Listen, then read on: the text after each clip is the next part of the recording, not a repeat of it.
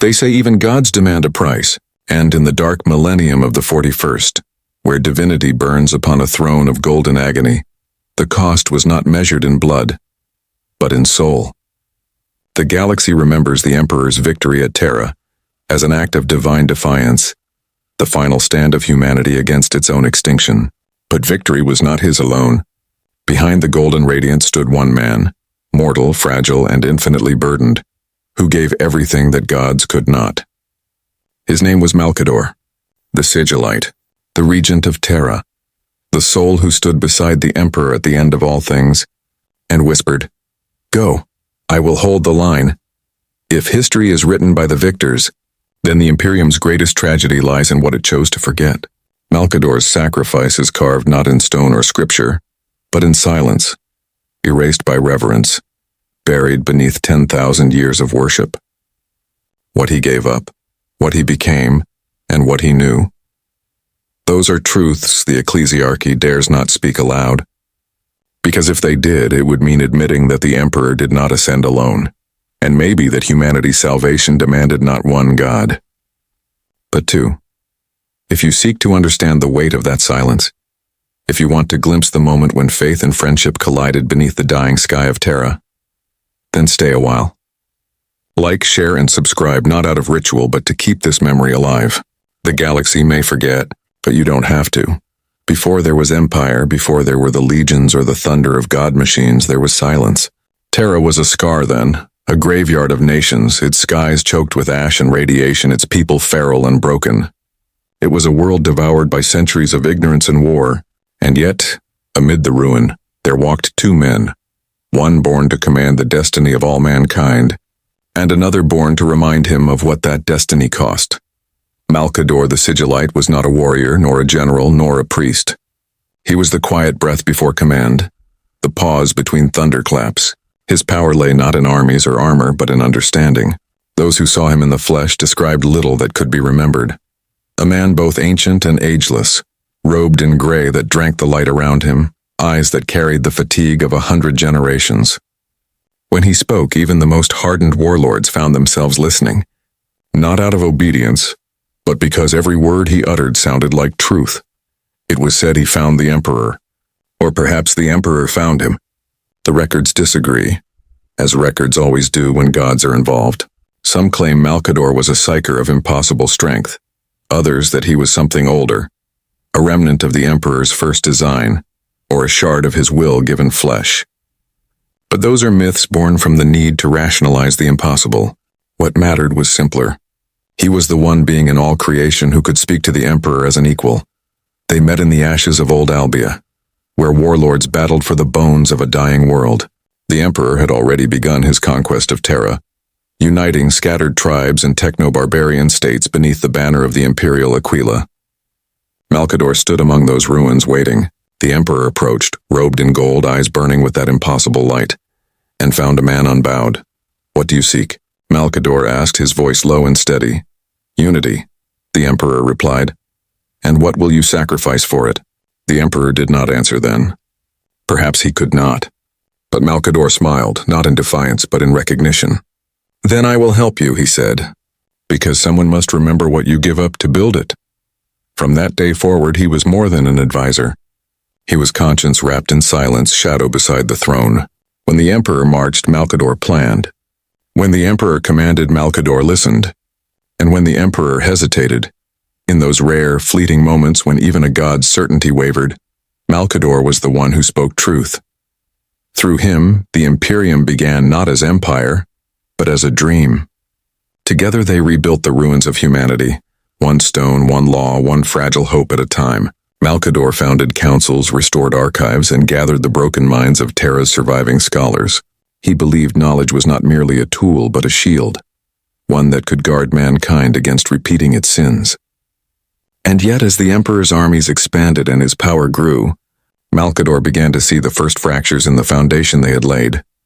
He saw it in the Emperor's eyes, that slow, creeping detachment, the way his gaze seemed to drift past men and into eternity. Power demands distance, and gods cannot afford the intimacy of doubt. Malcador never questioned the Emperor's purpose, but he questioned the cost of achieving it. He began to realize that unity was not peace and it was control. Still he followed. Through the wars of unification, through the rise of the Thunder Warriors and their eventual extinction, Malcador stood unflinching. He watched as the Emperor's first creations, those monstrous warriors bred for conquest, were erased, their names and faces lost to time. He did not intervene. He did not protest. But he remembered.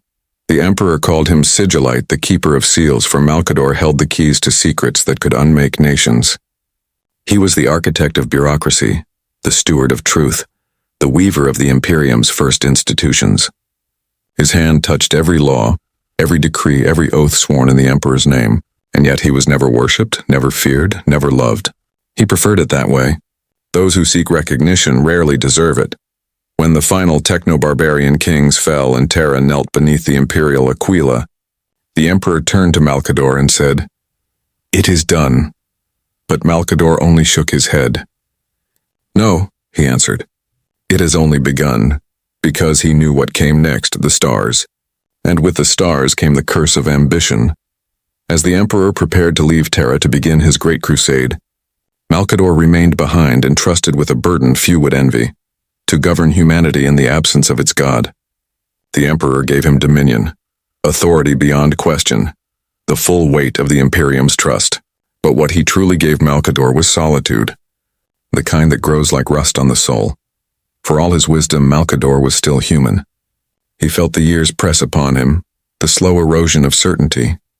He began to see the future as the Emperor did, not in visions of light but in probabilities, in the inevitable decay of hope. And yet even knowing that, he endured, because to stand beside a god is to understand that faith and futility are the same thing spoken in different tones. And in those rare hours when the palace grew silent, when the great engines of Terra slept, he would stand upon the balcony of the imperial palace and look out at the black sky. There were no stars then, only the faint glow of ancient satellites and the ghostlight of humanity's forgotten glory.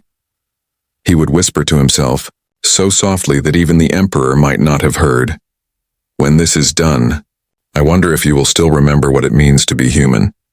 And somewhere, in the depths of the palace, a golden figure might have paused, not to answer, but to listen. The years that followed were written in gold and blood. Terra healed, but not in the way living things heal. Its scars were covered by marble, its ruin hidden beneath the weight of triumph. The new Imperium gleamed like a monument carved from perfection, and yet beneath its foundations Malcador could still feel the tremor of old ghosts stirring. The Emperor's vision expanded beyond the atmosphere, beyond the cradle of mankind, reaching toward the stars with divine inevitability. And as his eyes turned outward, Malcador's gaze turned inward, toward the fragility of the thing they had built. He watched as the Emperor began his great project, assembling the legions, forging the Primarchs, shaping suns from his own essence. Malcador was there for it all. The clandestine creation of the Primarchs, the storm that tore them from their father's grasp, the endless silence that followed. The Emperor spoke little of that day, and Malcador never asked. Some truths, he understood, could only survive as burdens, not as words. Yet in the quiet between orders and decrees, he would see the weight in the Emperor's eyes, a silent ache that even godhood could not conceal. When the first of the legions marched, it was Malcador who sealed the orders. When the first ships of the Great Crusade broke through the atmosphere, it was Malcador who watched them vanish into the void. The Emperor had become legend, and legends cannot rule the mundane, so Malcador ruled in his stead. From the marble halls of the imperial palace, he became the spine of the Imperium's administration, the center around which all power rotated.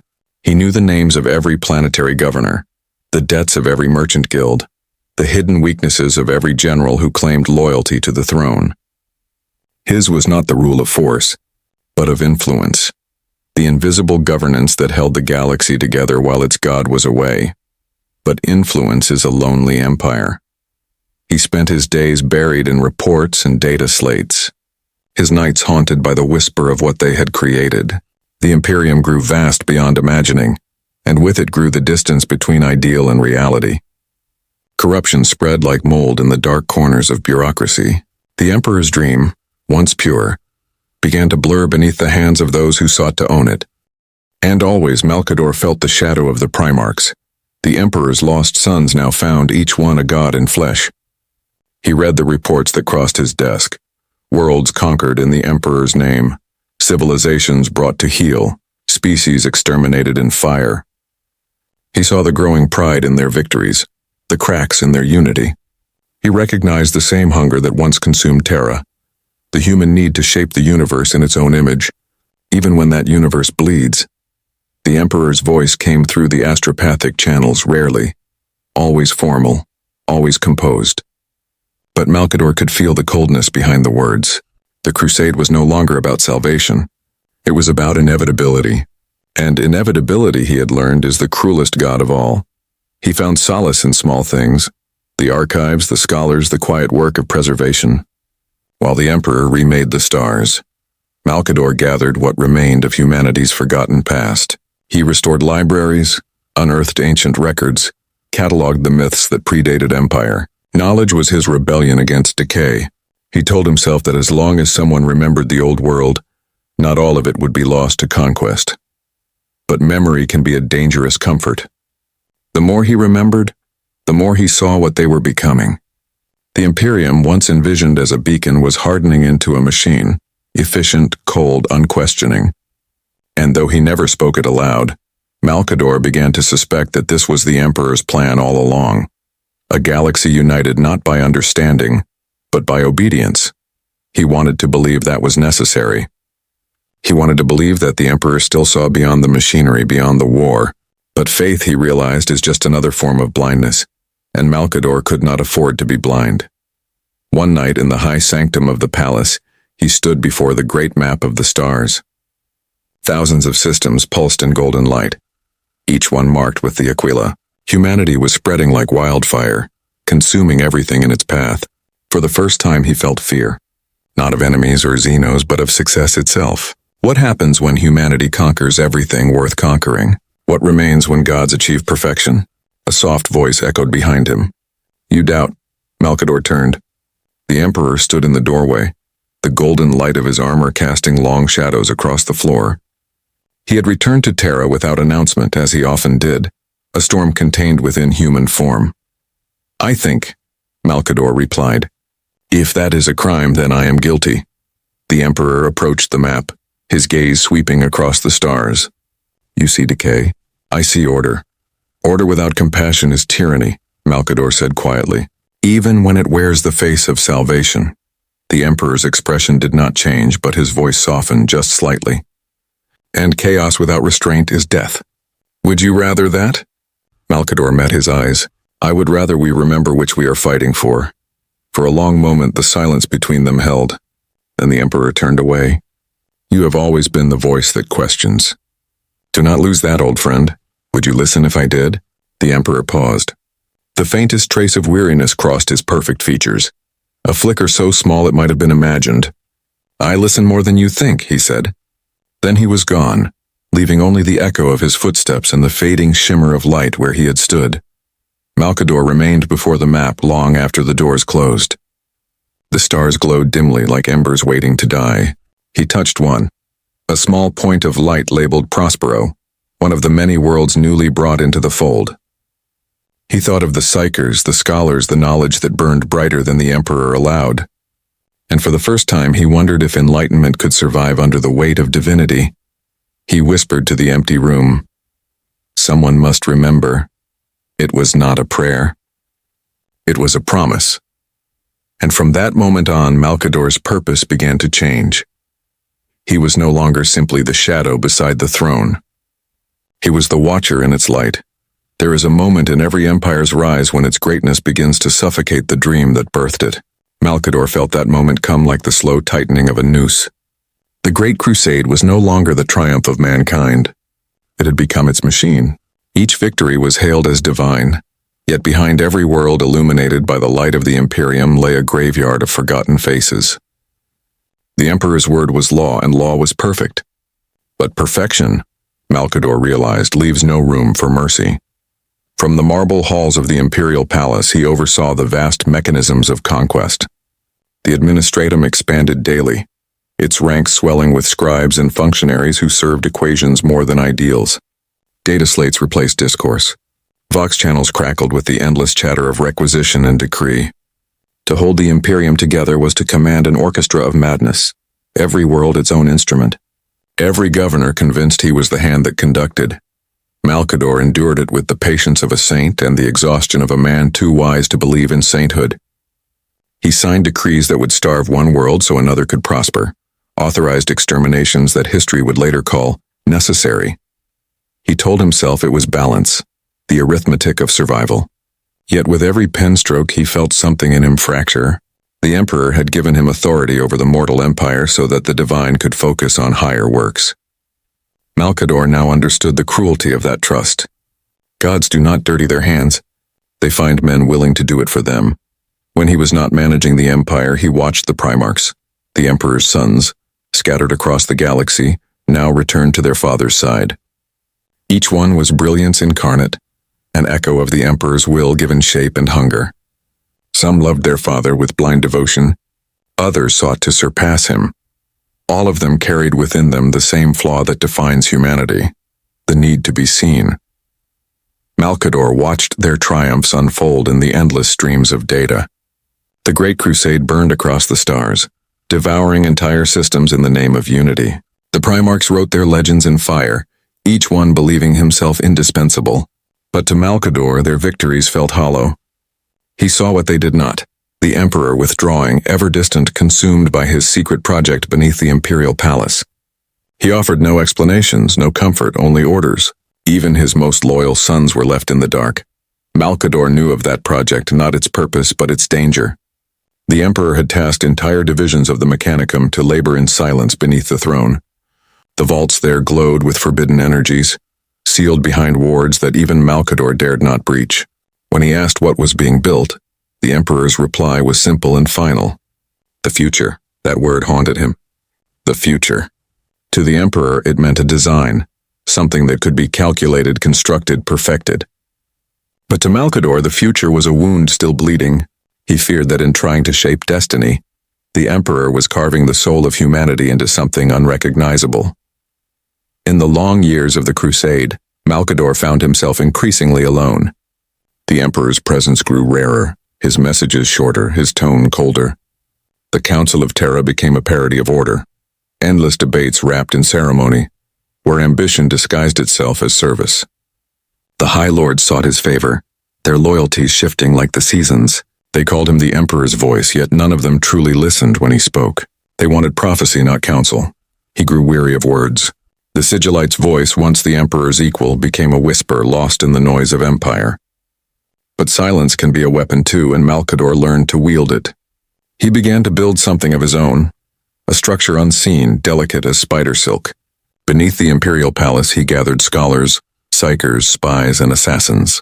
They called it the Officio Unexamined, though history would one day name it differently. It was not an army nor a church. It was a memory, a hidden hand meant to preserve the truth when the lies grew too heavy to bear. He knew the Emperor would not approve. That was why he did not ask. Through these hidden networks, Malcador began to hear whispers the Imperium refused to acknowledge. Worlds where governors declared themselves divine, legions where Primarchs ruled like kings, cults forming in the shadow of victory. Even the Mechanicum, bound by oaths of loyalty, had begun to fracture under the weight of its own faith. Some whispered of gods in the warp. Others claimed the machine god spoke more clearly than the Emperor ever had. Malcador saw the storm coming before anyone else. He saw it in the arrogance of the Primarchs, in the exhaustion of soldiers, in the quiet corruption of the bureaucracy.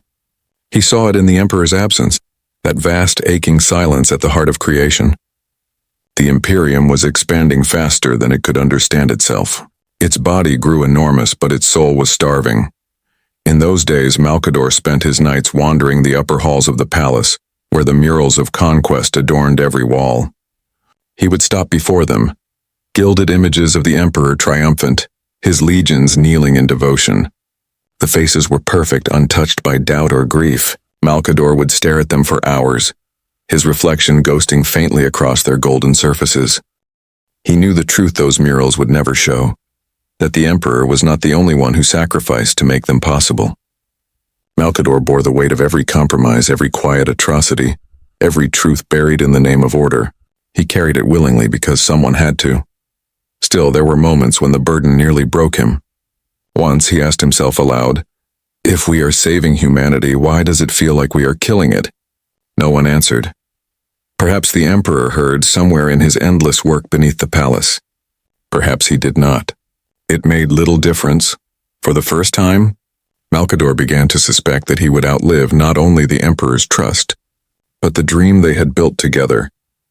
He wondered, not for the last time, whether a god could still be saved by a man. The wars of the Great Crusade had begun to bleed the stars dry. The Emperor's banners stretched from one end of the galaxy to the other, and yet to Malcador, each new conquest felt less like expansion and more like an echo, another repetition of humanity's most persistent flaw, the belief that order is the same as peace. Reports came in by the hour. Victories, rebellions, compliance achieved, compliance failed, each one a story reduced to a line of data. To most within the palace, these were statistics, signs of progress.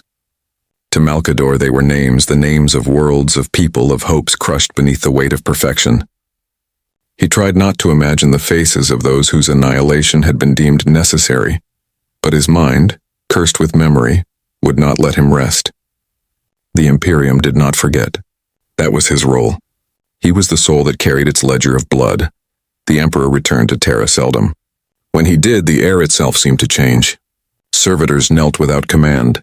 The Mechanicum sang hymns of voltage and devotion, and every mortal within the palace felt the crushing awe of his presence. Yet for all his majesty, Malcador noticed something colder in him each time, a silence growing behind those golden eyes, as if the Emperor had begun to see his own species as abstractions instead of lives. One evening, the two stood together upon the edge of the throne's construction site, watching as titanic cranes lowered sacred machinery into the vast chamber below. The air smelled of ozone and promethium. The sound was a ceaseless hymn of industry. "You've built a new sun beneath the palace," Malcador said softly, "and yet the world above grows darker." The Emperor's gaze remained fixed upon the work. "Darkness is the price of illumination, is it?" Malcador asked.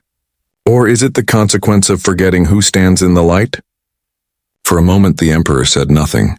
Then he turned, and his voice was as calm and merciless as the void. "You fear what I am building." "I fear what it will cost," Malcador answered. The Emperor regarded him with a sadness so brief it might have been imagination. "Then you understand more than most."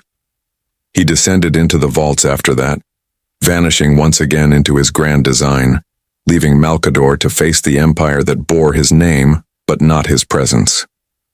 It was then that the Sigillite realized his true purpose had changed. He was no longer simply the steward of the Emperor's creation. He was its conscience and its keeper. He began to prepare for failure. In secret, his hidden network expanded. He recruited the forgotten and the discarded, psyker outcasts, imperial remembrancers, scholars too curious for their own safety. He found talent in unlikely places, in the minds of those who still questioned, in the hearts of those still capable of doubt. He taught them to see beyond the propaganda, to understand that the Imperium's survival might one day depend on its willingness to see its own reflection honestly. From these shadows, Malcador birthed foundations that would survive long after his own flesh had turned to dust. The Assassinorum temples, the Ordo Reductor, the beginnings of the Inquisition. They were tools of necessity, yes, but also instruments of preservation. When faith became madness, when loyalty turned blind, someone would have to remember the truth. Someone would have to bear the knowledge of what the Emperor had once been. He bore that knowledge like a wound.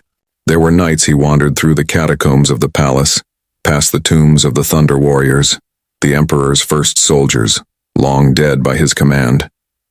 He would stand among their sarcophagi and whisper their names. "You built a throne of bones," he murmured once, "and you called it peace." His voice echoed through the stone like a confession to a god who would not answer.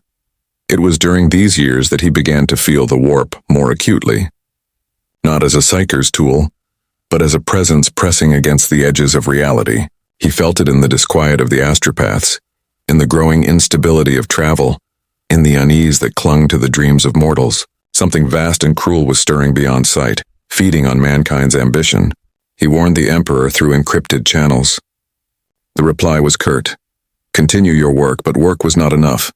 The Primarchs were changing. Their glories, once pure, had become vanity. They ruled their legions like kings, each carving his own empire within the Emperor's design. Some questioned his will openly. Others obeyed, but only in appearance.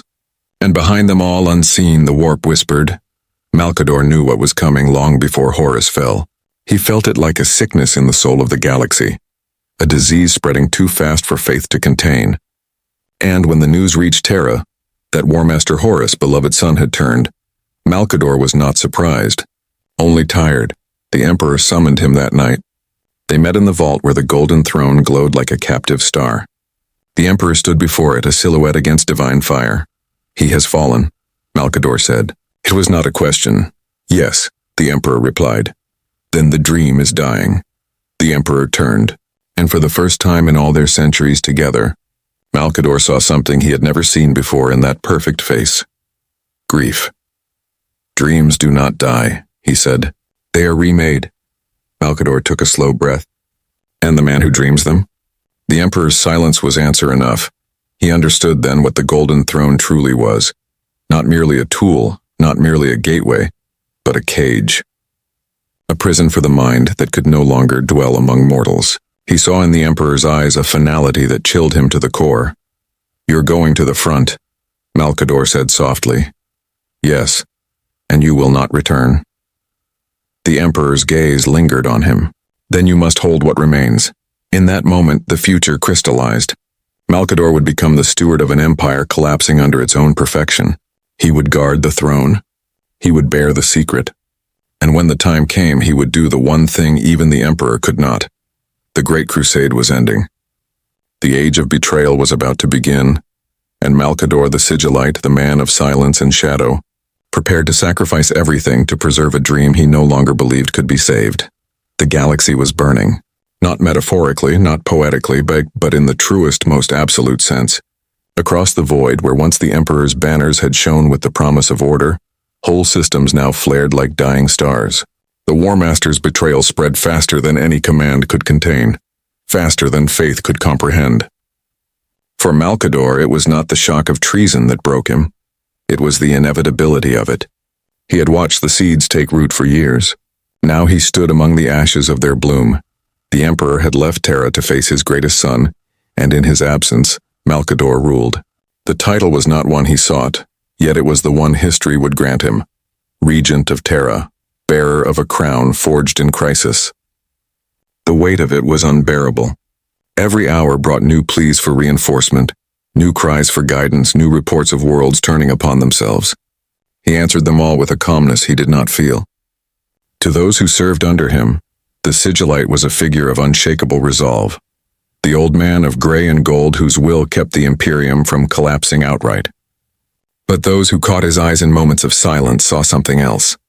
Exhaustion that went beyond the physical, the kind of weariness that only a man who had outlived his own faith could carry.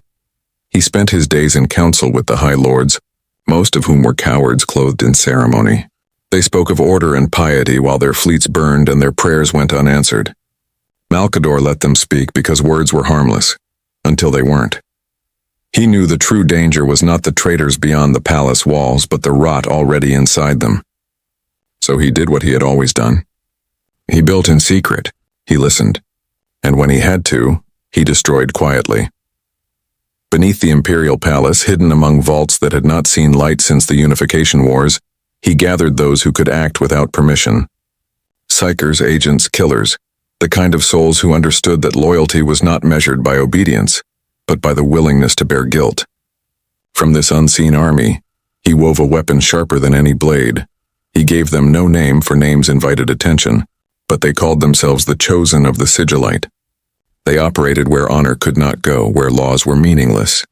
They hunted whispers, silenced heresies, severed the roots of corruption before they could bloom. To some they were saviors, to others monsters. Both were true. Malcador himself moved among them rarely, but when he did, his presence was like gravity. He spoke little. His commands were not shouted but written, sealed with the signet of the Emperor's hand, the one authority still feared in a world collapsing into chaos. When the agents knelt before him, they said he radiated neither warmth nor coldness, but inevitability. A man who no longer asked what was right, only what was necessary. It was during these shadow years that the first whispers of the warp's full awakening reached him. The veil between worlds had begun to thin, torn apart by the betrayal of Horus and the psychic storms his rebellion unleashed. Astropaths screamed and died in droves. Whole fleets vanished into the madness of the Imperium. Their crews lost to horrors no mortal mind could contain. The galaxy was unraveling, and with it, the Emperor's great illusion, that humanity could master its own soul. Malcador began to see the truth in ways even he did not wish to. Every act of order, every structure, every law he upheld was merely scaffolding built around a dying flame. The Emperor's light was fading, and with it, the fragile thread that bound mankind to reason. He did not weep because there was no time for grief. He simply worked harder. One night, deep beneath the throne, the Emperor's message reached him, not by words but by will. A psychic impression burned into his mind, colder than the void, heavy with finality. Prepare the throne, that was all. He stood in silence for a long time after, listening to the hum of the great machines below the palace. He had always known this day would come, though he had prayed that it might not. The Golden Throne, the Emperor's most secret project, the culmination of his work beneath Terra, was no longer theory. It was purpose, and Malcador knew now that it was not meant for life, but for imprisonment. He summoned his closest agents, the assassins of the clade temples, the psychers of his hidden order, the remnants of the custodian guard still loyal to the vision rather than the myth. You will see me at my worst, he told them. You will see things you cannot unsee, but you will not falter, because if we do not hold, there will be nothing left to hold for. The days that followed were a blur of preparation. The skies above Terra burned crimson as the first tendrils of Horus's fleets breached the system. The void battles raged like storms among the stars, while on the surface billions dug trenches and raised bastions in the Emperor's name. Malcador watched from the palace balconies as the world turned into a weapon. The streets were filled with banners of devotion, hymns rising into the polluted air and half faith, half fear. And still, he worked. He oversaw the activation of the throne's mechanisms, its pylons carved from psychic null material, its engines fed by the lives of 1,000 condemned psychers. He moved through its chambers like a ghost, each step echoing across the marble, each heartbeat accompanied by the quiet hum of inevitability. He could feel it already, the way the throne drank from the warp, the way it shimmered with barely contained power. On the final night before the siege, he stood alone before it. The machine was still incomplete, its golden form pulsing faintly in the half-light. He touched its surface, and the pain that followed nearly drove him to his knees. It was as though the machine recognized him, not as a servant but as an offering. He realized then that the Emperor's order, prepare the throne, was not just command. It was prophecy. He was not merely building the Emperor's salvation, he was building his own tomb. The sound of sirens broke his trance. Terra's orbital defenses were failing. The siege had begun. He turned toward the throne one last time and whispered, "So it ends here." Then Malcador, the sigillite, the Emperor's shadow and oldest friend, ascended to his final task, to hold the line against gods. The siege of Terra began not with a cry, but with a sound like the end of breathing, a collective exhale from a world that understood, deep in its bones, that salvation and ruin were about to become indistinguishable. The traitor fleets descended in storms of fire, their hulls black against the sun, the sky above Terra turning to glass under the weight of bombardment. From orbit to spire, the planet groaned, but within the heart of the palace, Malcador did not flinch. He had lived long enough to know that all wars begin as echoes of older ones. The first impact struck the outer bastions, shaking the throne's foundations. Alarms screamed across the palace, overlapping with the voices of billions praying through Vox networks that no longer reached the stars. Malcador stood upon the command dais, surrounded by hollow displays that flickered between static and the faces of men already dead. Custodians knelt before him, awaiting orders that would determine the fate of humanity's last citadel. He spoke few words, each one weighed and measured like an oath. No retreat, no surrender. Every life given buys another moment for him. The Emperor's presence was gone, stretched thin across the galaxy as he faced Horus aboard the War Master's flagship. Malcador felt the absence like a wound in the warp, a silence so profound it distorted the very air. Without that light, the warp pressed harder, hungrier, bleeding into reality. Psychers screamed and burned out like candles. Demons clawed at the edge of sight. The Emperor's empire was unraveling from within, and the Regent of Terra had become its last spine of order. For days that bled into nights, Malcador did not sleep. He moved through the palace like a wraith, issuing commands, coordinating the custodies, the Sisters of Silence, and the Astra Militarum remnants who still stood. Each corridor, each chamber became a battleground. The walls ran with the blood of heroes whose names would never be recorded. And still he fought not with weapon but with will. But the true war was not fought in flesh or steel. It was fought in the realm of the unseen, the immaterial, where Malcador alone could stand. The Golden Throne had been awakened. Its machinery sang a dirge of power that could only be described as alive. From it radiated a presence, a pull that reached beyond the veil. The Emperor's design was revealed at last. A bridge through the warp, a tether to guide humanity's souls through madness.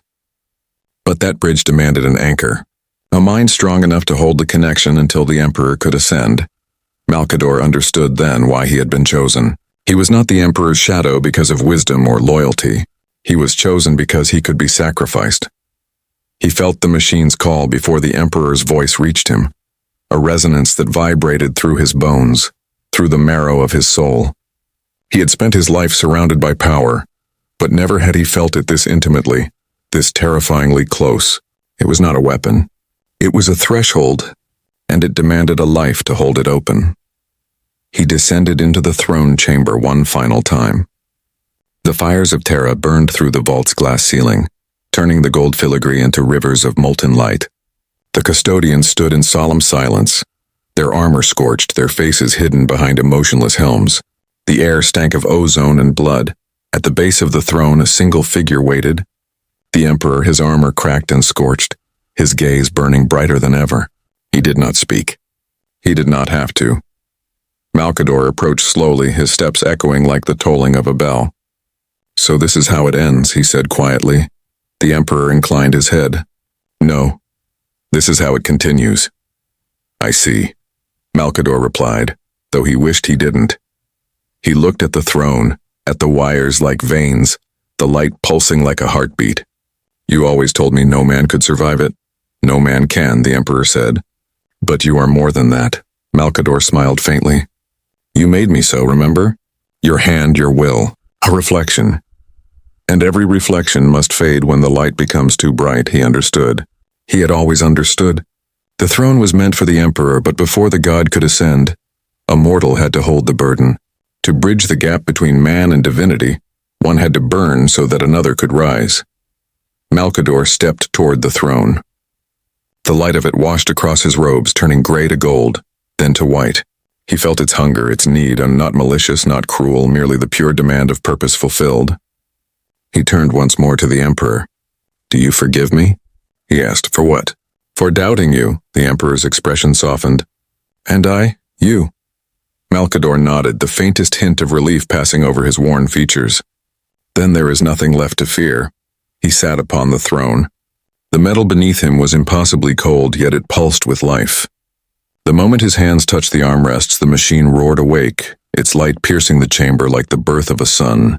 The custodians fell to their knees. Even the Emperor turned his face aside as the brilliance became unbearable. Malcador screamed, not from pain but from revelation. His mind stretched beyond the confines of flesh, expanding into the Imperium, into the screaming fabric of the warp. He felt the thoughts of 1,000,000,000 souls, their terror, their prayers, their dying hopes, and he held them all. For a moment he was the Imperium itself, and it was him. Then came the burning. His body began to decay, collapsing into dust even as his consciousness soared. The throne fed upon him, devouring his life, his essence, his memories. He felt his name dissolve, his identity fragment into echoes. Still, he held the connection. He did not falter, because he had promised. Above him, the Emperor stepped forward, his voice breaking through the storm. "Malcador, The sigillite looked up, his eyes no longer human but twin suns of white flame. "Go," he said. "Finish it." The Emperor hesitated only a heartbeat. Then he turned and vanished into the warp. Malcador remained. Alone. Burning. Dying. And as his mind unraveled, he thought not of gods or empires, not of destiny or power, but of the first day they met. Two men standing amid the ruins of old Albia, dreaming of peace. He smiled through the agony. "I remembered," he whispered, and then he was gone. The throne screamed once, a sound like the death of stars. Then it fell silent, save for the hum of eternal function, the machine still running, the bridge still open. The Emperor had crossed. Humanity had not yet fallen, but the man who made it possible had vanished into legend. Outside, Terra screamed. The sky above the cradle of humanity had become a battlefield of gods. The void boiled with starfire, the heavens bleeding as ships of impossible scale tore each other apart. Titans strode through the dust-choked plains below, their footfalls cracking the earth like thunder. The air burned with promethium and plasma discharge. The smell of ash and metal had replaced the concept of air itself. Every continent had become a wound, every street a grave. And at the center of it all, upon the mountain, the heart of the Emperor's dream, the palace still stood. Barely. The walls of the Imperial Palace were not stone, nor steel, nor faith. They were memory, the sum of humanity's stubborn refusal to die. Every soldier who bled in its defense carried the weight of that memory, the understanding that there would be no retreat, no salvation, only endurance. Malcador's command echoed in every vox channel, every trench, every heart that still dared to beat. "Hold the line. The Emperor fights for you." Fight for him they did, and they died in their millions. Yet within the walls of gold and fire, Malcador's voice had fallen silent. Those who still fought did not know why the sky itself had begun to weep golden light. They did not see the old man burning upon a throne of divine machinery. They did not see the Emperor's shadow fading to keep the stars from shattering. They only knew that the warp itself seemed to hold its breath. When the Emperor stepped through the breach of the vengeful spirit, he left behind not a palace, but a tomb. Malcador's body had long since ceased to be flesh. His bones had turned to dust, his robes fused into the machine that devoured him, yet the air still hummed with his presence. The throne fed upon it, drawing from the last fragments of his being. For a moment, and an impossible, unmeasured moment, Malcador's mind drifted between worlds. He saw everything. The siege was not a battle. It was a truth made manifest. The sons of the Emperor, the Primarchs, beings of impossible brilliance and endless tragedy, clashed like angels cast from heaven. Each fought not merely for victory but for justification. Horus, beloved son, stood at the pinnacle of his betrayal, his armies tearing apart the world that birthed him, and the Emperor, radiant and terrible, descended to meet him. In that brief flicker of awareness, Malcador saw the confrontation not as soldiers or saints would remember it, but as gods must experience it, two lights colliding across eternity. The warp itself quaked as they met, father and son, creator and creation, the dreamer and the dream. Every soul on Terra felt it, even if they did not understand. He saw the death of Sanguinius, the angel broken upon the War Master's rage. He saw the Emperor's sorrow, not as emotion but as pure resonance, an ache that rippled through the Imperium. He saw Horus die, not as a traitor but as a reflection of all that humanity could have been, had it not demanded perfection from its gods. And then, he saw the Emperor fall. For a heartbeat that stretched across galaxies, everything stopped. The warp screamed. The Astronomican flickered. The Emperor's body collapsed beneath the weight of victory, his light torn between the material and the immaterial. Malcador felt it strike him like lightning through eternity. The bridge he had built, the psychic tether between humanity and the throne, shuddered under the force. He had been the lock that held the door closed. Now with the Emperor's fall, that door burst open. Demons poured against it from every direction, their claws scraping against the fabric of existence. The throne blazed, straining against the tide. Malcador's voice, a whisper made of dying light, spoke into the void. No. He stood, or something that still resembled standing. His form was no longer human, no longer spirit. He was will distilled and burning, and he reached into the throne's core. The machine resisted him, its hunger too vast, too infinite. But Malcador had been the Emperor's equal once, if only in resolve. He held the line. For every demon that pushed, he became the wall that defied it. For every scream of the warp, he answered with silence. His essence began to tear apart, fragments of his consciousness scattering through the Imperium like embers in a storm. He knew he could not last, but he did not need to. He only needed to last long enough. Above him, the throne chamber filled with light. The custodian stood frozen in reverence and horror as golden brilliance spilled from the cracks in reality. They felt his return, the Emperor's will vast and broken, pouring through the conduit Malcador had made. The sigillite could not see him, not truly, but he felt the presence of that endless, terrible divinity pressing through the ruin of his body. And then at last, the voice came. Rest, old friend, Malcador wanted to answer, to say something unto anything that could carry the weight of everything he had endured. But there were no words left. Only light, only peace. He let go.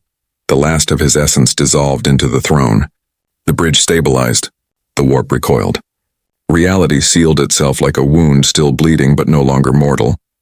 And as the Emperor's broken form was carried back to the palace, as the custodians placed him upon the throne to preserve what remained, the machine welcomed him, not as a master but as a memory, Malcador's memory. From that day forward, the throne would never fall silent again. Its hum would echo through the centuries. A heartbeat without end, by part emperor, part man, part sacrifice. The Imperium would live, but its light would never again be pure. When the Emperor's shattered form was borne through the smoke-choked corridors of the palace, no one spoke. The custodians carried him not as soldiers bear a lord, but as mourners bear a god who refused to die. The golden armor that had once shone brighter than dawn was now cracked and dim, its light fading like the last pulse of a dying star. The wounds Horus had carved into his flesh were beyond medicine, beyond even the sciences of Mars. What they carried was not a body. It was a vessel of eternity collapsing inward, and yet even in ruin he was terrible to behold. The air itself bent around him, trembling under the weight of his presence. Psychers within miles fell to their knees, bleeding from the eyes, unable to endure the pressure of that dying divinity. The earth shook. The warp itself rippled in mourning. Malcador's throne awaited.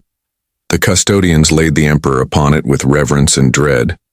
The machine roared to life as if it recognized its master. The light within its pylons flaring from gold to white.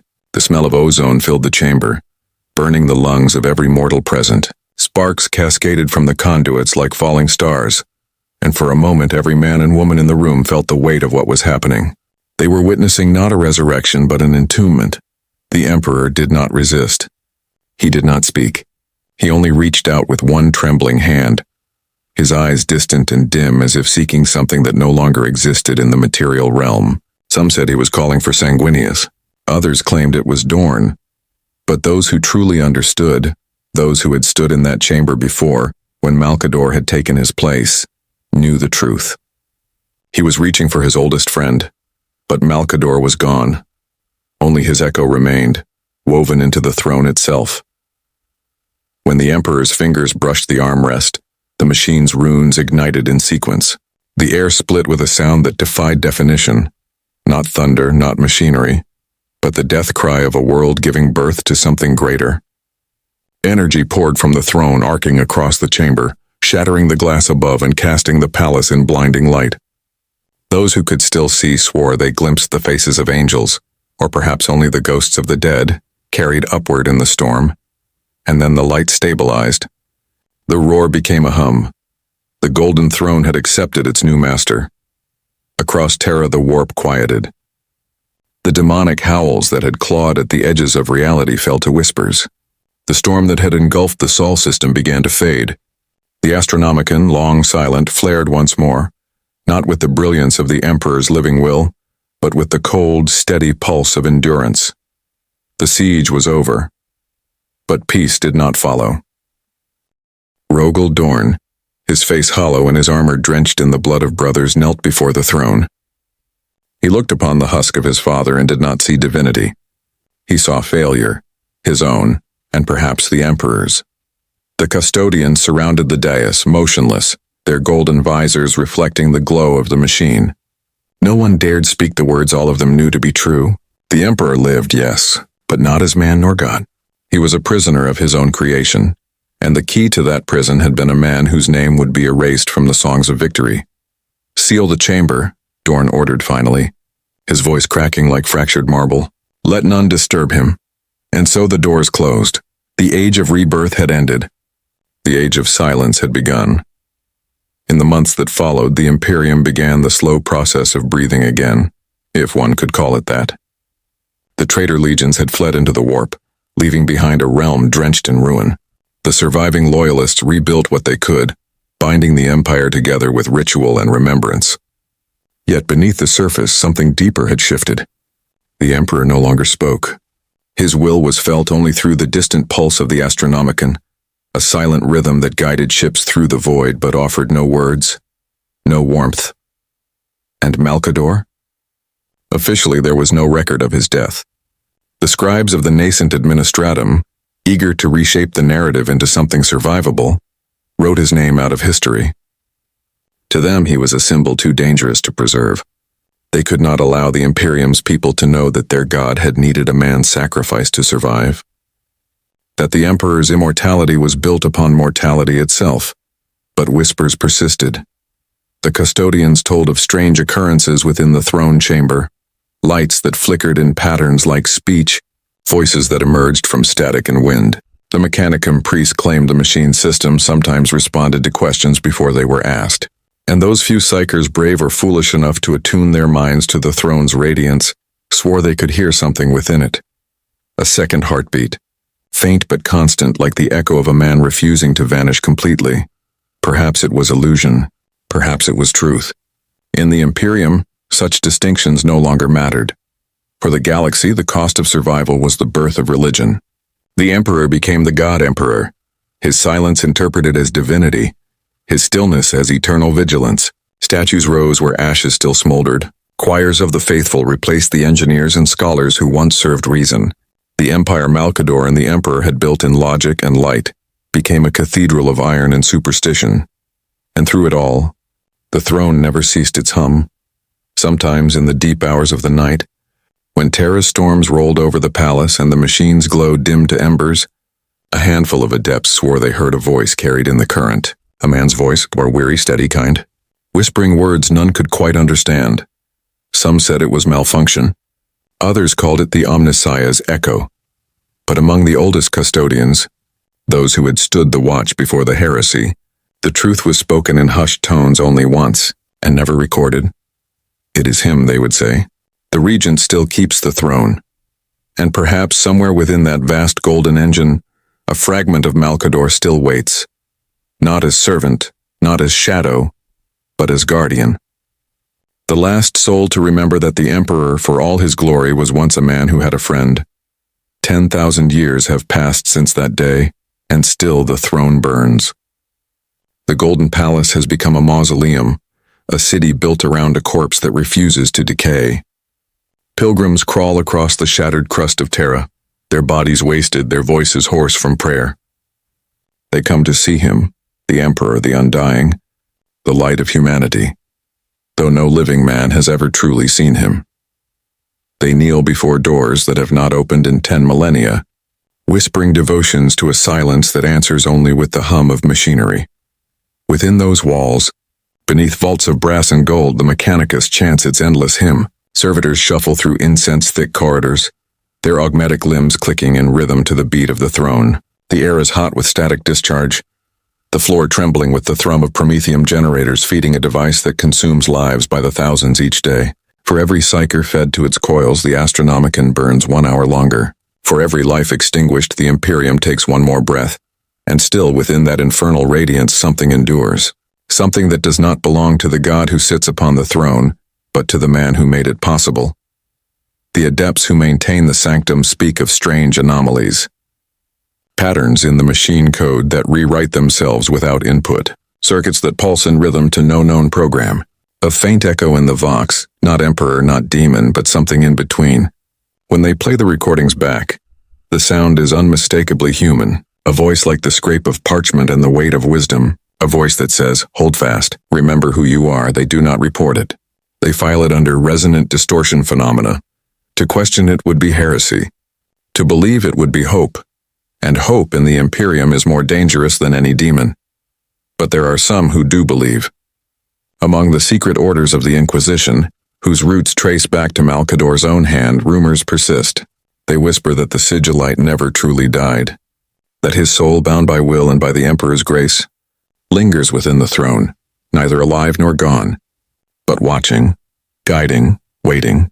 It is said that when the throne flickers, when the Astronomican dims, when demons claw too close to the veil, a presence rises from within the machine. Not the Emperor's vast and terrible will, but a gentler one, human, measured calm, a whisper that steadies the failing systems, quiets the madness, restores the light. The priests call it the Regent's ghost. The custodians, who never name what they fear, call it only the second voice. No one dares to speak of it openly. The ecclesiarchy forbids even the suggestion that the Emperor shares his eternity with another. Their God must be singular, unbroken, absolute. But the galaxy is too vast and faith too fragile to contain truth forever. Across the stars, in quiet corners of the Imperium where the priests' sermons cannot reach, old cults have begun to stir. They speak not of gods, but of keepers, of a man who guards the Emperor's sleep, who ensures that the light never dies. In the Manufactoria, where the faithful toil among machines that no longer remember their makers, they whisper his name like a prayer hidden beneath another prayer. Malcador, the forgotten saint, the man of the second flame. No one knows how these stories persist. Perhaps it is superstition. Perhaps it is the natural rebellion of the human soul, the refusal to believe that salvation belongs only to divinity. Or perhaps, and this thought is spoken only in secret, perhaps the whispers are not born from imagination at all. Because sometimes, when the throne's power wanes and the light begins to fail, when the Mechanicus hymns falter and terror grips even the most faithful, the adepts report an impossible sight, a shadow standing beside the throne. Not the Emperor, not a demon, something older, quieter. A robed figure of light and ash, one hand resting upon the throne's armrest, the other raised in benediction. The servitors that glimpse it collapse into stillness, their mechanical hearts pulsing with inexplicable warmth before extinguishing. The air fills with the faint scent of parchment and candle flame, the old smell of Terran libraries long since turned to dust. And in that moment, the machine hums differently. It breathes. When the light stabilizes and the figure fades, no one speaks. But every soul who witnesses it carries the same unshakable certainty. The Emperor is not alone. And deep within the infinite circuitry of the throne, in the quiet place where code becomes prayer and power becomes soul, the echo of a man endures, not as ghost, not as machine, but as memory given purpose.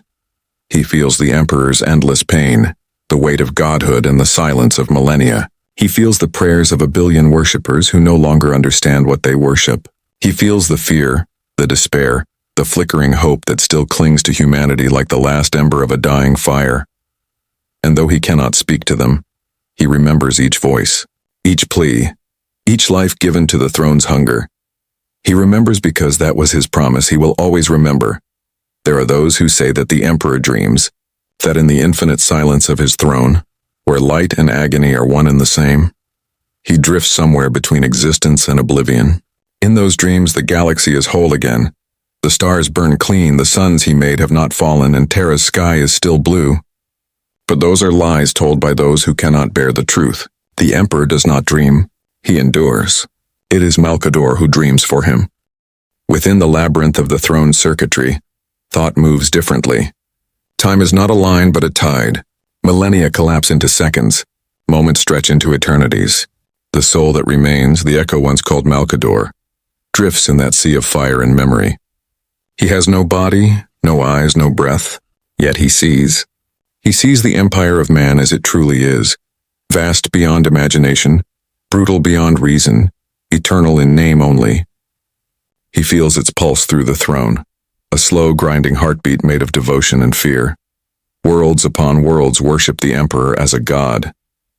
They slaughter in his name, build monuments of bone and steel to his silence, and drown entire planets in blood to preserve his will. But Malcador knows what they do not. The Emperor never wanted worship. He wanted understanding. And now, trapped within a machine of light and decay, his vision has become something unrecognizable. A religion built upon misunderstanding, a truth buried beneath dogma. Malcador feels their prayers, the endless stream of words hurled into the void by those who will never hear an answer. He filters them, guides them, softens them before they reach the Emperor's broken essence.